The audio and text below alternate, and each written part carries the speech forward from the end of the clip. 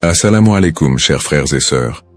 Le concept du Mahdi est profondément enraciné dans la tradition islamique, où il est souvent décrit comme un guide et un rénovateur qui apparaîtra à la fin des temps pour rétablir la justice et la paix dans le monde. Son nom signifie littéralement « le bien guidé », et selon les croyances, il viendra pour rectifier les injustices, guérir les divisions de la communauté et ramener l'humanité vers une voie droite. Présent dans les récits prophétiques, hadiths, transmis depuis des siècles, le Mahdi est une figure attendue et respectée, avec une mission immense et unique, celle de préparer le monde à l'ère de paix et de prospérité ultime. Avant de commencer cette vidéo, je vous invite à vous abonner à notre chaîne et d'activer la cloche de notification pour rester informé de nos prochaines publications sur la foi islamique. Merci et bonne vidéo. Ce sujet attire un grand intérêt, car il est lié à des événements d'envergure mondiale et spirituelle qui concernent autant les croyants que les curieux. Pour beaucoup de fidèles, la croyance en l'arrivée d'un sauveur qui se dressera contre l'injustice résonne d'autant plus fort face aux difficultés et aux crises que traverse notre monde moderne. Les guerres, la corruption, les inégalités sociales et les troubles environnementaux nourrissent un sentiment d'urgence et un besoin de justice qui rendent ce sujet encore plus pertinent. La quête de ce personnage apporte un espoir, une lumière dans une époque qui peut sembler sombre. Alors, face aux signes de l'époque, une question surgit et nous interpelle. Le Mahdi est-il sur le point d'apparaître? Alors, restez avec moi jusqu'à la fin pour découvrir cela. Si vous avez des questions ou des commentaires en cours de route, n'hésitez pas à les laisser en bas. J'apprécie beaucoup vos retours. Allons-y. Les sources et les écrits religieux sur le Mahdi. Le concept du Mahdi, ou bien guidé, est tiré des sources principales de l'islam, les hadiths, paroles et actes du prophète Mohammed, et, indirectement, le Coran. Bien que le Mahdi ne soit pas explicitement mentionné dans le Coran, les hadiths rapportent de nombreux récits qui le décrivent comme une figure clé de la fin des temps, destinée à établir la justice divine. Ces hadiths, transmis par des compagnons proches du prophète, varient en termes de fiabilité et d'interprétation, mais ils convergent sur certains éléments. Le Mahdi sera un descendant du prophète Mohammed, issu de la lignée de Fatima, sa fille, et son règne surviendra durant une période de troubles mondiaux et de grande corruption. Les interprétations du Mahdi divergent selon les écoles de pensée au sein de l'islam. Dans l'islam sunnite, la croyance au Mahdi est présente, bien qu'elle ne soit pas aussi centrale que dans d'autres courants. Les sunnites considèrent le Mahdi comme un leader juste qui viendra pour rétablir l'ordre et préparer la communauté à la venue de Jésus, Issa, dont la descente est également prophétisée. Cette vision sunnite n'associe pas le Mahdi à une nature surnaturelle ou divine, mais le présente plutôt comme un guide humain choisi par Dieu. Du côté de l'islam chiite, en particulier dans la branche des chiites du Haut-Décimain, le Mahdi est perçu de manière beaucoup plus spécifique.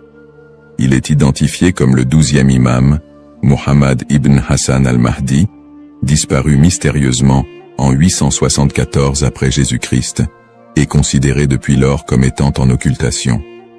Les chiites croient qu'il réapparaîtra au moment où l'injustice sera à son comble pour restaurer la foi et la justice. Cette croyance est si centrale dans la doctrine chiite que le Mahdi est aussi appelé imam caché et est perçu comme un guide spirituel protecteur, même durant son absence. Quant aux éléments prophétiques, les hadiths décrivent plusieurs signes et événements annonciateurs de l'arrivée du Mahdi. Selon la tradition, avant sa venue, le monde sera marqué par une période de chaos et d'injustice généralisée, avec des conflits qui diviseront la communauté et une dégradation des valeurs morales. Parmi les signes, certains récits mentionnent l'apparition d'épidémies, de tremblements de terre et de guerres incessantes. De plus, plusieurs hadiths évoquent des signes plus spécifiques, comme des tensions autour de la région de Damas, des batailles importantes dans les environs de la péninsule arabique, et des luttes pour le pouvoir qui affaibliront les dirigeants de l'époque. Un autre aspect prophétique mentionne le Mahdi et Jésus, Issa, travaillant ensemble pour rétablir la foi et anéantir les forces du mal. Dans cette collaboration prophétique, le Mahdi est vu comme celui qui préparera le terrain pour la mission ultime de Jésus, qui descendra pour vaincre l'antéchrist Dajjal et instaurer une ère de paix durable. L'ensemble de ces récits sur le Mahdi suscite diverses interprétations. Certains voient dans ces prophéties des messages intemporels sur le bien et le mal, tandis que d'autres y trouvent des prédictions littérales des événements à venir. Dans les deux cas, ces textes offrent une promesse de justice et d'équité pour ceux qui se sentent opprimés ou marginalisés. Description du rôle et des attributs du Mahdi. Le Mahdi est décrit comme un guide et un leader d'exception, dont la mission est de restaurer la justice et de guider la communauté islamique vers une période de paix et de foi. Dans les récits islamiques, le Mahdi n'est pas seulement un leader politique, mais surtout un guide spirituel qui incarne des valeurs d'intégrité, de droiture et de compassion. En tant que réformateur, il est censé redresser les torts, abolir l'injustice et rétablir les lois divines. Ce rôle en fait un leader complet, capable de résoudre les crises morales, sociales et politiques qui pourraient diviser la communauté à la fin des temps. Selon ces récits, le Mahdi est celui qui inspirera les croyants à revenir vers les principes fondamentaux de la foi islamique, en éliminant les faux enseignements et en corrigeant les pratiques déviantes. Les attributs distinctifs du Mahdi le rendent unique parmi les autres leaders. Il est souvent décrit dans les hadiths comme un homme de grande piété et de sagesse, qui saura discerner le bien du mal avec une clairvoyance exceptionnelle. En plus de son sens aigu de la justice, il est mentionné qu'il viendra de la lignée du prophète Muhammad, descendant de sa fille Fatima, ce qui renforce la dimension spirituelle et prophétique de son rôle. On dit que le Mahdi possédera des qualités telles que la douceur, la miséricorde et une profonde dévotion, mais également une force et une détermination inébranlables pour affronter les forces du mal et de la corruption. Ces caractéristiques le distinguent des leaders ordinaires, car il incarne un idéal de pureté morale et de droiture qui servira de modèle pour tous les croyants. Une des particularités les plus marquantes de la mission du Mahdi est son alignement avec Jésus, Issa, une croyance partagée par de nombreux courants de l'islam. Selon les récits prophétiques, le Mahdi et Jésus travailleront main dans la main pour combattre l'injustice et apporter la paix.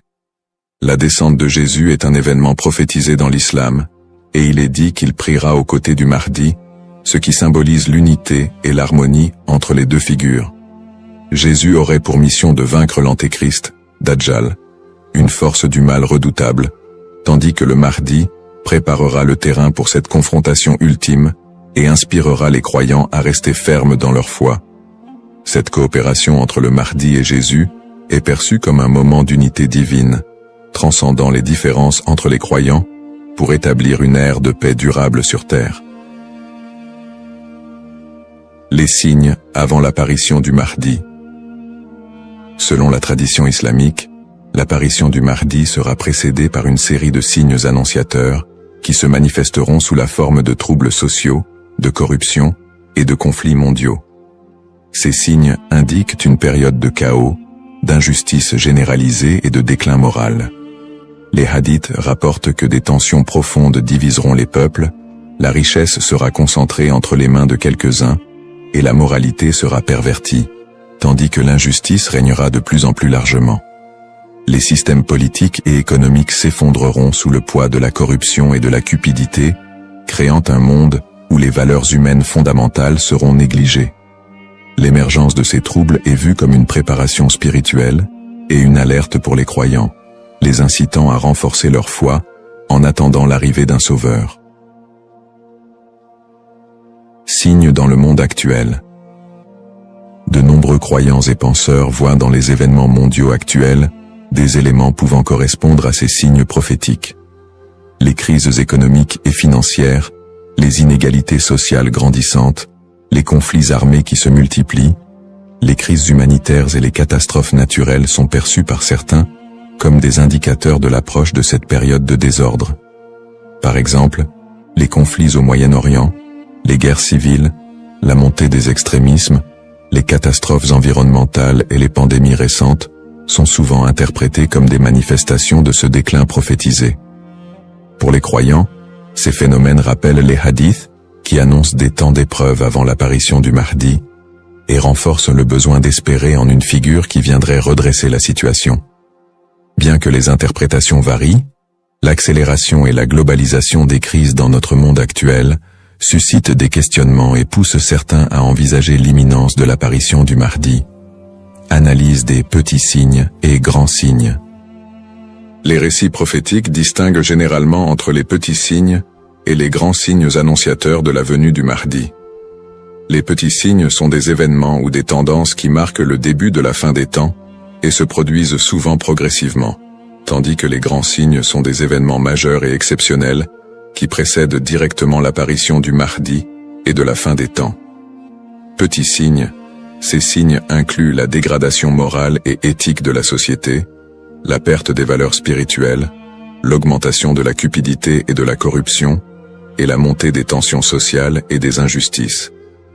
Parmi les autres petits signes, on note aussi la multiplication des conflits entre les nations, la prolifération de fausses doctrines, et une déconnexion croissante entre les croyants et leur foi. La division interne au sein de la communauté islamique est aussi un signe mineur important. On dit que des factions et des dissensions émergeront, fragilisant l'unité des croyants. Les petits signes s'accumulent pour créer un contexte d'épreuve qui prépare l'humanité à la venue du Mahdi. Grands signes. Contrairement aux petits signes, les grands signes sont des événements d'une envergure exceptionnelle que nul ne pourra ignorer.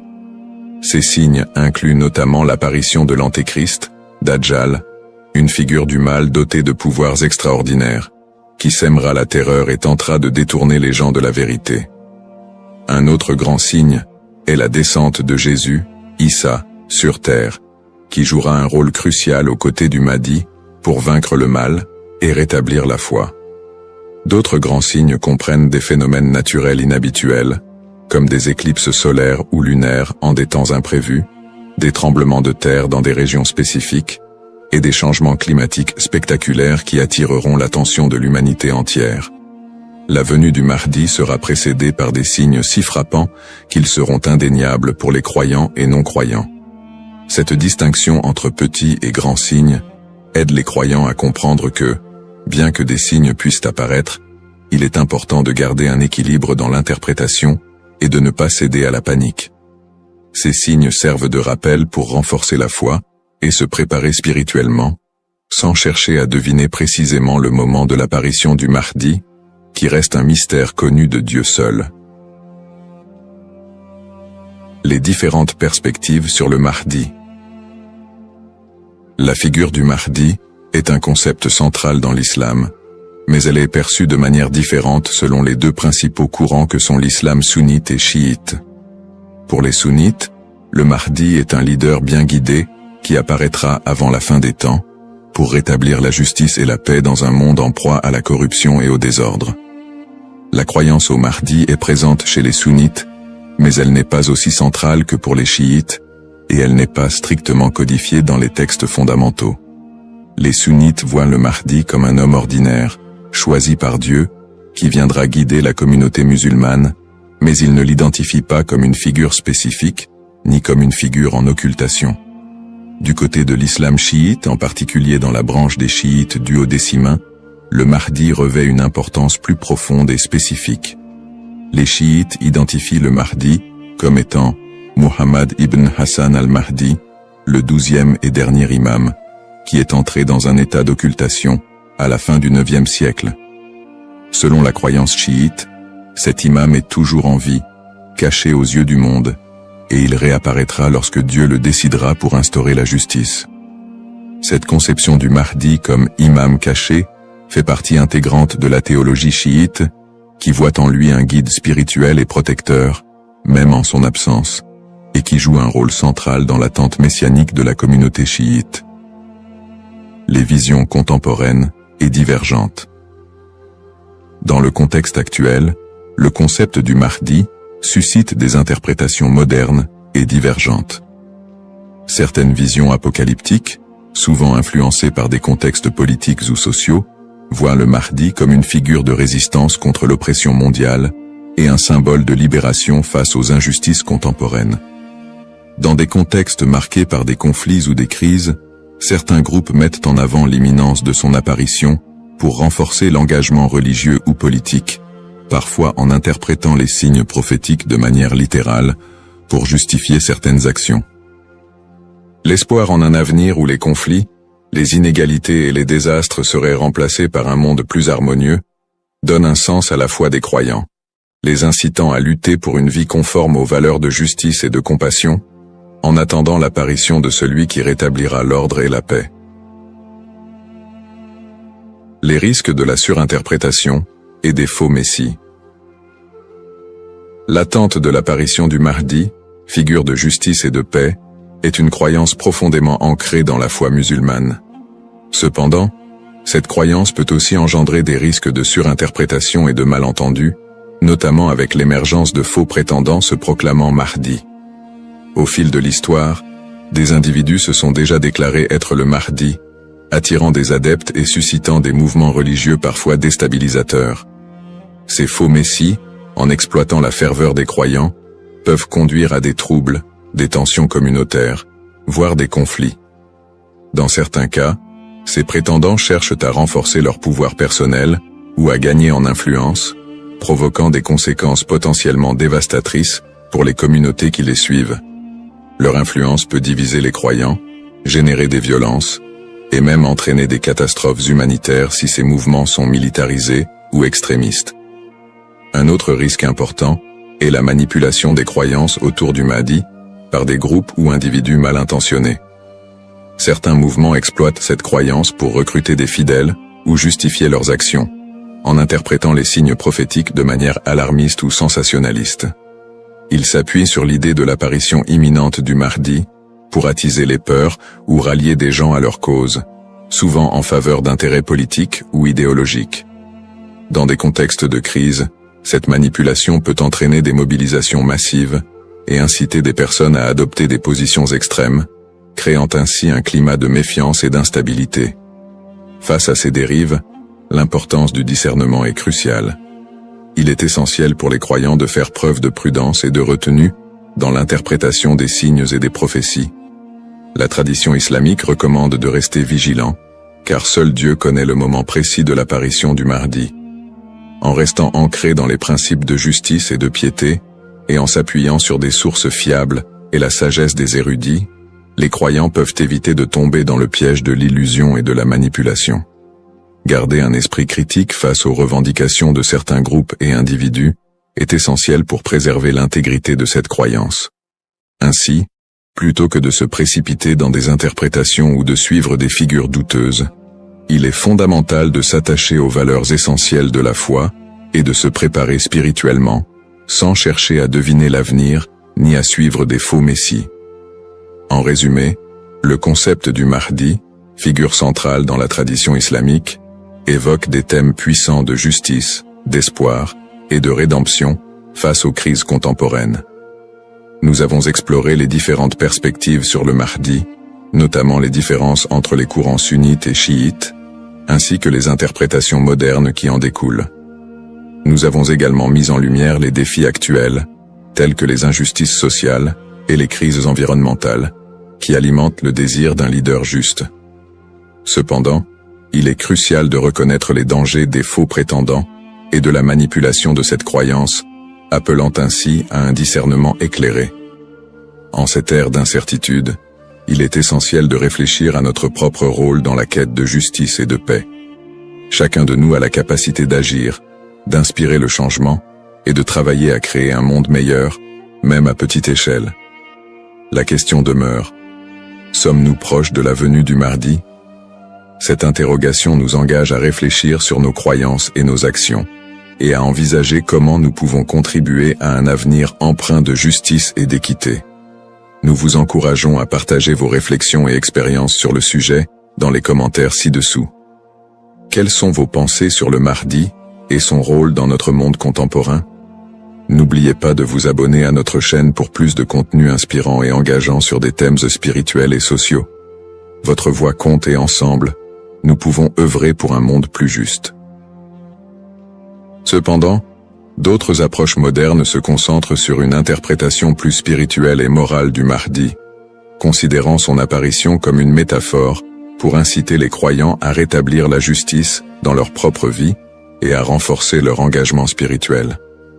Ces visions contemporaines voient la venue du Mahdi non pas comme un événement littéral, mais comme un rappel constant de la nécessité de l'équité, de la bonté et de la piété. Dans cette perspective, le Mahdi représente une lumière spirituelle qui inspire les croyants à lutter contre les injustices, qu'elles soient personnelles, sociales ou morales. Le Mahdi dans le monde non musulman. La figure du Mahdi trouve également des échos dans le monde non musulman, où d'autres cultures et religions partagent le concept d'un sauveur ou d'un messie qui apparaîtra à la fin des temps pour instaurer la paix. Par exemple, dans le christianisme, il existe l'attente de la seconde venue de Jésus-Christ, qui est perçu comme un sauveur destiné à rétablir le royaume de Dieu sur terre. Les similitudes avec l'apparition du Mahdi, notamment en ce qui concerne le rôle de Jésus comme allié, créent des ponts entre les deux traditions et alimentent un intérêt interreligieux autour de la fin des temps. Dans le judaïsme, la croyance en la venue d'un Messie est également présente, avec l'idée qu'il viendra rassembler le peuple d'Israël et instaurer une ère de paix et de justice. Bien que les concepts diffèrent, on retrouve des thèmes similaires d'attente, de restauration et de paix qui rappellent le rôle du Mahdi dans l'islam. Ces parallèles entre les croyances de diverses religions montrent l'universalité du désir d'un redresseur ou d'un guide qui puisse apporter un équilibre face au désordre du monde. Cette notion d'un messie ou d'un sauveur transcende les frontières religieuses et offre une perspective plus large sur l'espoir universel de paix et de justice. En somme, bien que le Mahdi soit une figure principalement islamique, les similitudes entre les concepts de sauveur dans différentes cultures et religions révèlent un besoin humain universel d'espérer en un futur meilleur et en la venue d'une figure capable de rassembler et de rétablir l'équilibre dans un monde souvent divisé et tumultueux. Les défis contemporains et le besoin de justice. Les crises et injustices actuelles révèlent des défis mondiaux qui semblent plus pressants que jamais, et beaucoup ressentent le besoin d'un leader capable de restaurer l'équité. Les inégalités économiques se creusent, avec une grande partie de la richesse mondiale concentrée entre les mains de quelques-uns, laissant de vastes populations dans la pauvreté. Cette fracture sociale amplifie le sentiment d'injustice, nourri par des systèmes économiques et politiques qui peinent à répondre aux besoins des plus vulnérables. Parallèlement, les conflits armés et les guerres persistent dans plusieurs régions du monde, notamment au Moyen-Orient, en Afrique et en Asie, déchirant des communautés entières et causant des crises humanitaires majeures. Ces conflits sont souvent alimentés par des intérêts politiques, ethniques ou économiques, aggravant la souffrance des populations civiles. Dans ce contexte, l'absence de solutions pacifiques et durables renforce l'impression d'une profonde injustice et crée un climat de désespoir. Le réchauffement climatique et ses effets sont un autre défi majeur de notre époque. Les catastrophes naturelles, de plus en plus fréquentes et destructrices, frappent souvent les populations les plus défavorisées, mettant en évidence l'injustice écologique à l'échelle mondiale. La déforestation, la pollution et l'exploitation des ressources naturelles entraînent des conséquences irréversibles pour la planète, affectant les générations présentes et futures. Ces problèmes illustrent une urgence collective, qui rappelle combien il est difficile de trouver des solutions justes et équitables dans un monde souvent dominé par des intérêts individuels. Face à ces crises, la croyance en l'arrivée d'une figure de justice, comme le Mahdi, apporte espoir et inspiration pour de nombreux croyants. Cette attente d'un leader juste qui restaurera l'équité n'est pas seulement un concept théologique, elle représente une source d'espoir pour ceux qui se sentent impuissants devant les injustices du monde. La croyance en un Mahdi qui viendrait pour redresser les torts, protéger les opprimés et instaurer la paix répond à un besoin universel d'espérer en des jours meilleurs. En imaginant un futur dirigé par un guide spirituel et juste, les croyants trouvent la motivation de persévérer malgré les difficultés actuelles. Cette figure du Mahdi symbolise la promesse que l'injustice ne triomphera pas éternellement et que l'équilibre et la paix sont possibles, même si les défis actuels semblent insurmontables.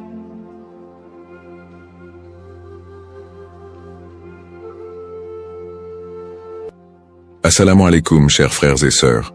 Le peuple maudit de Israël. Une phrase qui semble résonner avec un mystère profond, une notion qui pourrait dérouter ou susciter la curiosité. Pourquoi parler de malédiction, alors que l'histoire d'Israël est généralement associée à celle d'un peuple élu par Dieu? Pourtant, au fil des siècles, des textes anciens aux événements historiques récents, l'idée que le peuple d'Israël aurait pu être maudit a traversé les cultures, les religions et les esprits. Il est crucial de comprendre que ce sujet va bien au-delà des simples récits bibliques. Il s'ancre dans une histoire complexe, où la théologie, les prophéties et les malheurs historiques sont intimement liés. Cette notion de malédiction trouve son écho dans les croyances populaires, mais aussi dans des interprétations religieuses et culturelles, parfois mal comprises. Pourquoi ce sujet mérite-t-il notre attention aujourd'hui? Parce que ce n'est pas simplement un concept historique, mais une idée qui a façonné la perception mondiale d'un peuple tout au long des âges. Pour bien saisir la portée de cette notion, il est indispensable de remonter aux sources historiques et religieuses, de comprendre le contexte dans lequel ces croyances ont émergé, et de démêler les faits des mythes. Le terme de peuple maudit a souvent été utilisé dans divers contextes pour parler du peuple d'Israël, mais que signifie-t-il réellement?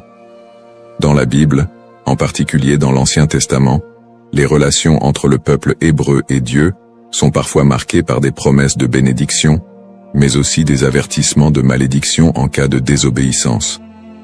Dans le livre du Deutéronome, par exemple, Dieu promet des bénédictions à Israël s'ils obéissent à ses commandements, mais il y a également des malédictions redoutables s'ils s'en écartent. Parmi ces malédictions, on trouve des prophéties qui parlent d'exil, de souffrance et de dispersion à travers le monde. Ces passages ont alimenté des siècles d'interprétations théologiques, renforçant l'idée que certaines périodes de souffrance du peuple juif pourraient être vues comme des châtiments divins. Au-delà de la Bible, l'histoire du peuple d'Israël, marquée par les conquêtes, les destructions, l'exil et les persécutions, a renforcé cette image d'un peuple qui porte un poids historique lourd. Depuis la destruction du premier et du second temple de Jérusalem, en passant par les diasporas forcées, jusqu'aux tragédies plus récentes comme la Shoah, beaucoup ont vu dans ces événements des échos de ces anciennes malédictions bibliques. Mais ces interprétations ne sont pas uniquement religieuses. Elles se sont parfois transformées en idéologie politique et sociale. La perception négative et les stéréotypes autour du peuple juif au cours de l'histoire ont souvent renforcé cette idée de malédiction, parfois utilisée pour justifier des discriminations et des persécutions. La notion de peuple maudit a ainsi été instrumentalisée à travers les siècles. Avant de commencer cette vidéo, n'oubliez pas de liker cette vidéo, car cela nous donne beaucoup de force pour continuer à partager du contenu bénéfique. Et je vous invite à vous abonner à notre chaîne et d'activer la cloche de notification pour rester informé de nos prochaines publications sur la foi islamique. Merci et bonne vidéo. L'objectif de cette vidéo est d'analyser et de comprendre cette idée complexe et souvent mal interprétée de peuple maudit. Quelles en sont les racines historiques, religieuses et sociales? Comment a-t-elle évolué au fil du temps, et pourquoi est-elle encore parfois utilisée pour expliquer des événements tragiques dans l'histoire du peuple juif? Alors, restez avec moi jusqu'à la fin pour découvrir cela. Si vous avez des questions ou des commentaires en cours de route, n'hésitez pas à les laisser en bas. J'apprécie beaucoup vos retours. Allons-y. Au cours de cette vidéo, nous allons explorer les textes religieux qui évoquent cette malédiction, en particulier la Bible et d'autres écrits anciens. Revisiter les grandes étapes de l'histoire d'Israël, de l'époque biblique jusqu'à nos jours, pour comprendre comment ces événements ont pu renforcer cette idée dans les esprits. Discuter des interprétations théologiques de ces malédictions, et comment elles ont été perçues par différentes religions et cultures à travers le monde. Démystifier cette notion en explorant les aspects symboliques et les récupérations idéologiques qui ont façonné cette image négative. Cette exploration vous permettra de comprendre les tenants et aboutissants de cette idée profondément enracinée dans l'histoire de l'humanité. Il est important de ne pas se laisser emporter par des idées simplistes, mais de creuser la profondeur de ce concept pour en dégager des vérités historiques et spirituelles. Origine d'Israël. L'histoire du peuple israélite débute avec les récits bibliques de la Genèse, où Dieu promet à Abraham, un patriarche hébreu, qu'il deviendra le père d'une grande nation. Cette promesse divine est le point de départ de la formation du peuple d'Israël. Selon la tradition, Abraham, Isaac, son fils, et Jacob, son petit-fils, sont les ancêtres directs de ce peuple, souvent appelés les patriarches. Jacob, après avoir lutté avec un ange, reçoit de Dieu un nouveau nom, Israël, et ses descendants sont appelés les Israélites. Le livre de l'Exode raconte l'histoire de la libération du peuple hébreu de l'esclavage en Égypte sous la direction de Moïse. C'est un moment fondamental dans l'histoire d'Israël, où Dieu scelle une alliance avec les Israélites au mont Sinaï. Dieu y remet les 10 commandements à Moïse, posant ainsi les bases des lois morales et religieuses qui guideront le peuple élu. Cette alliance est une promesse de protection divine en échange de l'obéissance aux lois de Dieu. À partir de là, Israël se constitue progressivement en nation, après la conquête de la terre promise sous Josué. Cette période est marquée par des hauts et des bas, alors que les Israélites tentent de rester fidèles à leur alliance avec Dieu. Toutefois, au fil des siècles, leur histoire est ponctuée d'infidélités religieuses, de guerres et de conquêtes par d'autres puissances, ce qui engendrera l'accomplissement de certaines prophéties de malédiction. Les prophéties et les malédictions. Dans l'Ancien Testament, en particulier dans le Deutéronome, Dieu fait à Israël des promesses de bénédiction conditionnelles à leur fidélité, mais également des avertissements de malédiction en cas de désobéissance. Le chapitre 28 du Deutéronome est l'un des textes clés qui évoquent les conséquences potentielles de l'infidélité. Dieu promet prospérité et paix si le peuple respecte ses commandements, mais des malédictions terribles en cas de rébellion. Les malédictions incluent des catastrophes naturelles, des défaites militaires, des maladies, et finalement, l'exil et la dispersion parmi les nations étrangères. Parmi les prophètes qui ont développé cette idée de malédiction, Ézéchiel et Jérémie sont 2 figures centrales. Ézéchiel, actif pendant l'exil babylonien, insiste sur le lien entre l'exil du peuple et leur transgression. Il prophétise que la destruction de Jérusalem et l'exil sont des punitions divines pour l'injustice sociale, l'idolâtrie et l'infidélité religieuse du peuple. Toutefois, il apporte aussi un message d'espoir. Après le châtiment, un retour et une restauration sont possibles si le peuple se repent. Jérémie, qui vécut également durant la chute de Jérusalem en 586 avant Jésus-Christ, avertit constamment le peuple des malheurs à venir s'il ne se détourne pas de l'idolâtrie et des injustices. Il prophétise la destruction imminente du temple de Jérusalem et l'exil des Judéens en Babylonie. Dans Jérémie 25, il annonce que cette période d'exil durera 70 ans, après quoi Dieu permettra leur retour. Ces prophéties sont souvent vues comme des annonces de malédiction qui pèsent sur Israël en raison de son infidélité à l'alliance. Cependant, elles sont également porteuses d'un espoir de rédemption, promettant que si le peuple retourne à Dieu, il retrouvera sa place privilégiée. Une autre dimension importante des malédictions dans l'Ancien Testament concerne le temple de Jérusalem. La destruction du premier temple par les Babyloniens en 586 avant Jésus-Christ, puis la destruction du second temple par les Romains en 70 après Jésus-Christ, sont vus comme des châtiments pour la désobéissance du peuple. Ces événements ont renforcé l'idée d'un peuple souffrant sous le poids de la malédiction divine. Persécutions historiques.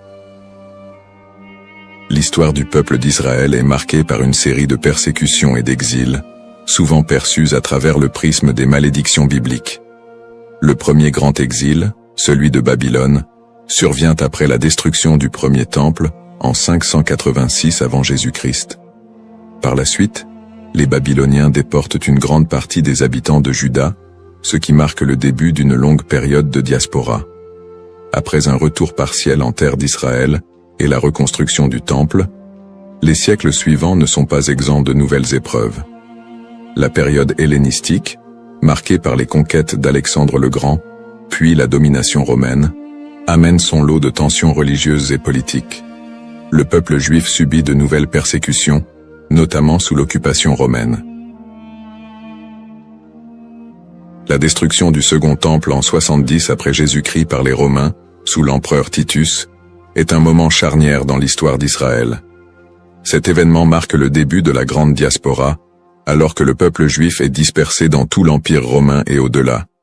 La révolte de Bar Kokhba, en 135 après Jésus-Christ, aboutit à une nouvelle défaite et à un exil encore plus massif. À partir de ce moment, les Juifs deviennent un peuple sans terre, vivant en exil, souvent en minorité, et subissant de nombreuses discriminations et persécutions. Durant le Moyen-Âge, en Europe et dans le monde islamique, les Juifs font souvent l'objet de suspicions, de discriminations légales, et parfois de pogroms violents. Les croisades, notamment, voient des massacres de communautés juives en Europe.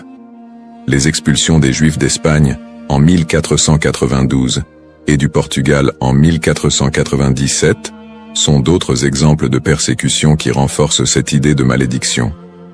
Dans ces périodes sombres, beaucoup d'historiens et de penseurs juifs eux-mêmes ont cherché à comprendre ces souffrances à travers les textes sacrés. Pour certains, ces malheurs étaient perçus comme la continuation des malédictions prononcées dans l'Ancien Testament.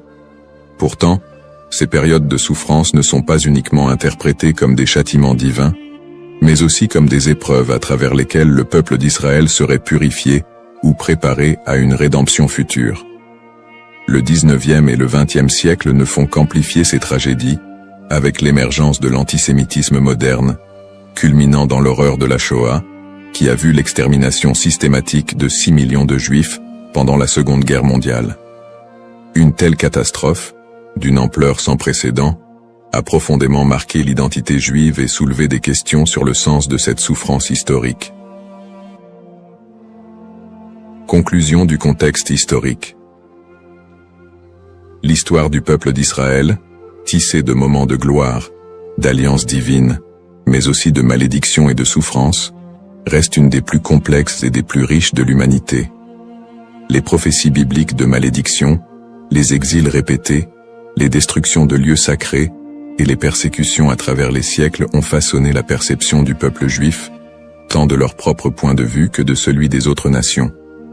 Le concept de peuple maudit, les bases théologiques, l'idée de malédiction dans les textes religieux, en particulier dans la tradition judéo-chrétienne, est un concept riche et complexe. Les malédictions sont souvent prononcées par Dieu en réponse à l'infidélité ou à l'injustice du peuple. Dans la Bible, notamment dans le livre du Deutéronome, Dieu promet des bénédictions à Israël pour leur obéissance, mais aussi des malédictions en cas de désobéissance. Ces malédictions incluent des souffrances, des exils et d'autres calamités, illustrant le caractère conditionnel de l'alliance entre Dieu et son peuple. La distinction entre malédiction divine et humaine est essentielle. Les malédictions divines, souvent exprimées par des prophètes, sont vues comme des conséquences directes de l'action humaine contre les commandements divins. En revanche, les malédictions humaines peuvent découler de superstitions, de croyances populaires ou d'anathèmes lancés par des individus ou des groupes en réponse à des actes perçus comme immoraux. Cette différence met en lumière le rôle de la responsabilité humaine dans la réception de ces malédictions. Les prophètes, tels qu'Ézéchiel et Jérémie, jouent un rôle crucial dans la communication de ces malédictions. Leur message souligne que ces châtiments ne sont pas simplement des expressions de colère divine, mais des appels à la repentance et à la restauration. Ce cadre théologique souligne que les malédictions ne sont pas définitives, et que le retour à la foi peut conduire à des bénédictions renouvelées. Malédiction et mythe. La notion de malédiction attachée au peuple d'Israël a donné lieu à de nombreuses interprétations populaires et mythes au cours des siècles. Dans les traditions chrétiennes et islamiques, des récits sur le peuple juif ont souvent été associés à des idées de punition divine. Ces interprétations, parfois teintées d'hostilité, ont conduit à la propagation de stéréotypes négatifs. Historiquement, des récits de malédiction ont été utilisés pour justifier des persécutions contre les Juifs. Par exemple, l'idée que le peuple juif a été maudit en raison de la crucifixion de Jésus a été utilisée pour alimenter l'antisémitisme. Ces interprétations ont pris racine dans des contextes sociopolitiques où le peuple juif était perçu comme un bouc émissaire lors de périodes de crise ou de bouleversements sociaux. La manière dont ces malédictions ont été comprises et transmises à travers les siècles a également façonné les perceptions collectives du peuple juif. Les récits de souffrance et de malédiction ont souvent été amalgamés dans la culture populaire, créant un imaginaire collectif qui persiste jusqu'à aujourd'hui. Cette dynamique entre malédiction et mythe a ainsi contribué à la stigmatisation du peuple juif à travers l'histoire. Analyse moderne. Dans le contexte moderne, le concept de peuple maudit a pris des formes variées et a été réinterprété sous différents angles. L'antisémitisme historique, qui a trouvé ses racines dans ces idées de malédiction, demeure une réalité dans de nombreuses sociétés. Les stéréotypes associés à la malédiction continuent d'alimenter des préjugés, parfois de manière insidieuse, dans le discours contemporain. Cependant, avec l'essor des mouvements de droit civique et des études critiques sur l'antisémitisme, il y a eu une tentative de déconstruire cette notion de malédiction. Des intellectuels et des théologiens contemporains cherchent à recontextualiser les récits bibliques en mettant en avant le message de rédemption et de justice qui les sous-tend. L'idée que les souffrances du peuple juif sont uniquement le résultat de la malédiction divine est de plus en plus contestée, au profit d'une approche qui valorise la résilience et l'identité culturelle du peuple juif. De plus, dans le cadre des dialogues interreligieux, il est crucial de dépasser les interprétations qui associent la souffrance à une malédiction éternelle. Les traditions religieuses sont de plus en plus appelées à collaborer pour combattre les préjugés et promouvoir la compréhension mutuelle. Dans ce contexte, le concept de malédiction est réévalué, non pas comme une fatalité, mais comme une occasion de réflexion sur les injustices sociales et historiques. En somme, le concept de peuple maudit est profondément ancré dans l'histoire religieuse et culturelle. Il invite à une réflexion sur la manière dont les textes sacrés et les croyances ont été interprétés à travers les âges, souvent avec des conséquences tragiques. L'exploration de ce thème permet non seulement de mieux comprendre les défis historiques du peuple juif, mais aussi de s'engager dans un dialogue constructif sur les identités et les histoires partagées dans le monde contemporain.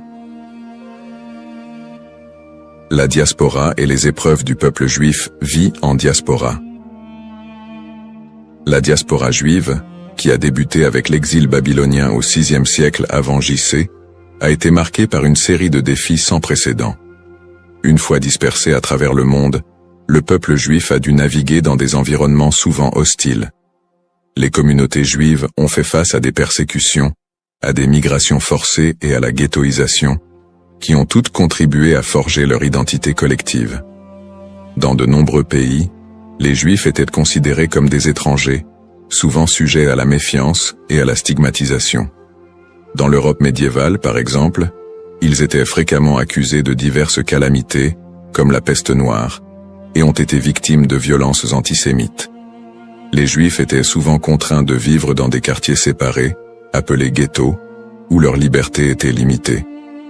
Cette ghettoisation a servi à isoler les communautés juives, créant un environnement d'exclusion qui a renforcé les stéréotypes négatifs. Les migrations forcées ont également eu un impact considérable sur la vie juive en diaspora. Des expulsions massives, comme celle des Juifs d'Espagne en 1492, ont conduit à une dispersion rapide vers des régions comme l'Empire ottoman, le nord de l'Afrique et plus tard les Amériques. Ces déplacements ont souvent été motivés par des conditions de vie insupportables et des menaces physiques, mais ils ont également permis aux Juifs de préserver et d'adapter leur culture dans de nouveaux contextes. Malgré ces défis, les communautés juives ont réussi à maintenir leurs traditions et à s'adapter aux réalités locales. Elles ont développé des réseaux de solidarité, créant des institutions éducatives et religieuses pour assurer la transmission de leur héritage culturel et spirituel. Cette résilience face à l'adversité est une caractéristique marquante de l'expérience juive en diaspora. Les pogroms et l'Holocauste. Les pogroms, qui ont commencé en Europe à partir du IXe siècle, illustrent la violence persistante à laquelle les Juifs ont été confrontés. Ces émeutes violentes souvent encouragés par des autorités locales, ont mené à des massacres, à des pillages et à des destructions de synagogues. Un des pogroms les plus connus est celui de Kitchinev en 1903, qui a entraîné la mort de dizaines de Juifs et laissé des centaines d'autres blessés. Le XXe siècle a vu la tragédie de l'Holocauste, un génocide qui a coûté la vie à 6 millions de Juifs pendant la Seconde Guerre mondiale. Les nazis ont systématiquement exterminé les Juifs européens, mettant en place des camps de concentration et d'extermination. Malgré ces persécutions violentes, de nombreuses histoires de survie émergent, mettant en lumière le courage et la détermination du peuple juif. Des groupes de résistance, des réseaux de sauvetage et des actes de bravoure individuels témoignent de la volonté de maintenir l'humanité et la dignité face à l'inhumanité. L'Holocauste a laissé une empreinte indélébile sur la mémoire collective juive. Les survivants ont dû reconstruire leur vie dans un monde souvent indifférent à leurs souffrances. Cette tragédie a également catalysé des mouvements politiques qui ont conduit à la création de l'État d'Israël en 1948, un point tournant dans l'histoire juive moderne. Lutte pour l'identité et la terre promise.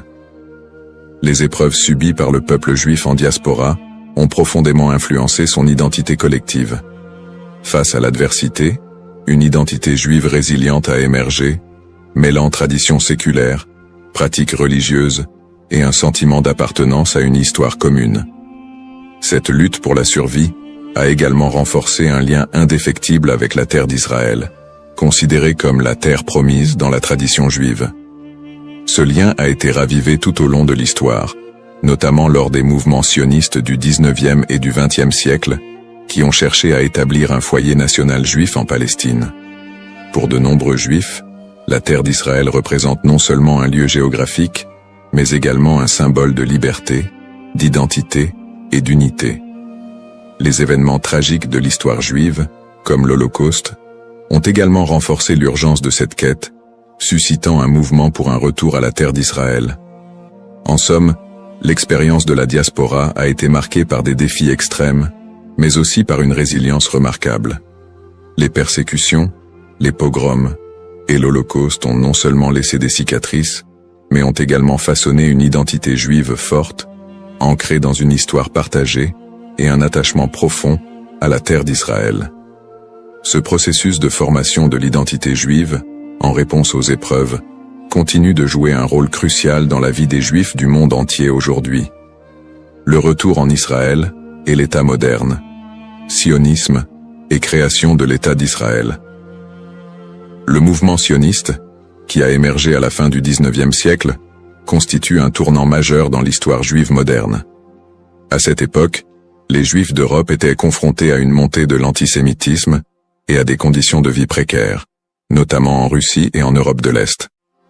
Ces difficultés ont suscité un besoin pressant d'un foyer national. Theodor Herzl, considéré comme le père du sionisme politique, a articulé cette aspiration dans son livre L'État juif, 1996, où il propose la création d'un État juif en Palestine comme réponse à l'antisémitisme rampant. Le sionisme a pris plusieurs formes, allant du sionisme politique de Herzl à des visions plus socialistes et culturelles, comme celles de figures comme David Ben-Gourion et Ahad Ha'am. Le premier congrès sioniste a eu lieu à Bâle, en 1897, où les participants ont décidé de promouvoir l'établissement d'un foyer national juif en Palestine par des moyens diplomatiques et légaux. À la suite de la déclaration Balfour de 1917, dans laquelle le gouvernement britannique a exprimé son soutien à l'établissement d'un foyer national juif en Palestine, le mouvement sioniste a gagné en légitimité. Cependant, la réalité sur le terrain était complexe. La Palestine était alors habitée par une majorité arabe qui a vu l'immigration juive comme une menace pour ses droits et ses terres. Cette situation a semé les graines des conflits futurs. Après la Seconde Guerre mondiale et l'Holocauste, qui a décimé la population juive d'Europe, le besoin d'un refuge sécurisé a été accentué. En 1947, l'Assemblée générale des Nations unies a voté pour diviser la Palestine en deux États, un juif et un arabe. Les leaders juifs ont accepté le plan, mais les dirigeants arabes l'ont rejeté. Le 14 mai 1948, David Ben-Gourion, a proclamé l'indépendance de l'État d'Israël, ce qui a entraîné la première guerre israélo-arabe. En dépit de l'opposition régionale, Israël a réussi à établir un État et a absorbé un grand nombre de réfugiés juifs du monde entier, notamment des survivants de l'Holocauste. Conflit moderne. Depuis sa création, l'État d'Israël a été plongé dans une série de conflits régionaux qui ont souvent été alimentés par des tensions ethniques et religieuses. Les guerres avec les pays arabes voisins, notamment les guerres de 1948, 1967 et 1973, ont défini les frontières et les relations diplomatiques de l'État moderne. Les tensions avec les populations palestiniennes ont également été une source constante de conflits, culminant avec les intifadas des années 1980 et 2000, où des soulèvements populaires ont éclaté en réponse à l'occupation israélienne des territoires palestiniens.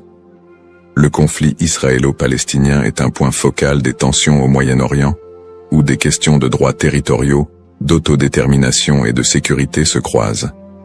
Les territoires de la Cisjordanie et de Gaza sont devenus des symboles de la lutte pour la reconnaissance et la dignité des Palestiniens. Les colonies israéliennes en Cisjordanie et les conditions de vie à Gaza ont engendré des critiques internationales et des tensions croissantes. Sur le plan religieux, les sites sacrés tels que Jérusalem revêtent une signification particulière pour les Juifs, les chrétiens et les musulmans, exacerbant les conflits. L'accès aux lieux saints est souvent un point de discorde, avec des épisodes de violence autour du mont du Temple et du dôme du Rocher. Peut-on encore parler d'un peuple maudit aujourd'hui? La question de savoir si l'on peut encore parler d'un peuple maudit aujourd'hui mérite d'être examinée sous différents angles. D'une part, le peuple juif a par moments été perçu comme victime d'une malédiction, surtout dans le contexte des souffrances historiques, des persécutions et de l'Holocauste. Cette perception s'est parfois traduite par des stéréotypes négatifs et un antisémitisme durable qui persistent encore dans certaines sociétés contemporaines. D'autre part, l'idée de peuple maudit ne rend pas pleinement compte de la résilience, de l'innovation et des contributions culturelles des Juifs à la société mondiale. Après des siècles de persécution, les Juifs ont réussi à établir un État souverain, à revitaliser leur culture et à jouer un rôle significatif dans divers domaines tels que la science, l'art et la politique. Cette renaissance culturelle et nationale contredit l'idée d'une malédiction éternelle.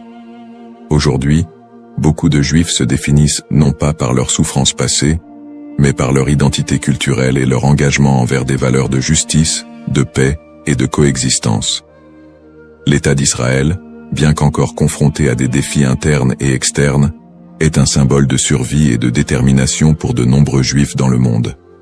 Ainsi, plutôt que de voir le peuple juif à travers le prisme d'une malédiction, il est plus approprié de reconnaître la complexité de son histoire, marquée par des luttes et des triomphes, et d'appréhender la diaspora juive comme une histoire d'espoir, de résilience et de quête d'identité. Dans cette exploration du thème du peuple maudit d'Israël, nous avons retracé l'histoire complexe des Juifs, de leurs origines dans l'Antiquité à leur établissement moderne en tant qu'État souverain. Nous avons examiné le contexte historique et religieux, en soulignant les épreuves de la diaspora, les persécutions et les tragédies comme les pogroms et l'Holocauste. En analysant le concept de malédiction, nous avons également vu comment il a été utilisé pour justifier des stéréotypes et des violences à l'encontre des Juifs au fil des siècles. Nous avons ensuite discuté du mouvement sioniste qui a mené à la création de l'État d'Israël en 1948, ainsi que des conflits régionaux qui en ont découlé, notamment avec les populations palestiniennes. Ces tensions, alimentées par des enjeux historiques, ethniques et religieux, continuent de façonner la réalité actuelle du pays. En réfléchissant à l'évolution du terme « maudit », il est crucial de reconnaître qu'il a souvent été employé de manière péjorative pour désigner le peuple juif et justifier des injustices. Cependant, au fil du temps, cette notion a été déconstruite. De nos jours, parler de peuple maudit ne rend plus compte de la diversité et de la résilience des communautés juives. Au contraire, il est essentiel de voir le peuple juif comme porteur d'une riche culture, d'une identité dynamique et d'une volonté indéfectible de vivre et de prospérer,